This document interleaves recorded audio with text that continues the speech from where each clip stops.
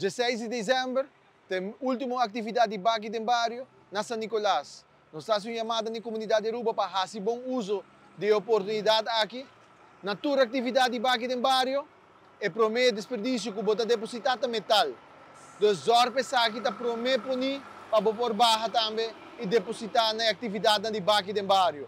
Às vezes, quero recordar todos os cidadãos que, se acaso botar material ou artefacto que você não usa mais, na tua atividade aqui no bairro tem fundação para nossa comunidade.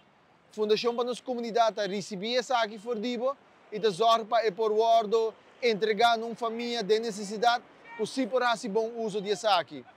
Diferente tipo de desperdício nós coletar cartão, taira, bulk waste, mata, tudo isso aqui nós coletar, mas importante para señalar também que nós coletar azeite de cozinha.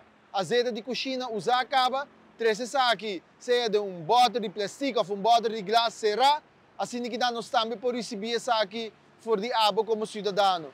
É importante para remarcar que não receber asbestos na atividade aqui no bairro. Então, zorg para botar aware dessa aqui, contactar DTI para que não informar que tem a melhor maneira para proceder com asbestos. Dia mais uma chamada na comunidade, 16 de dezembro, aqui no bairro, em San Nicolás, assim bom uso de oportunidade aqui.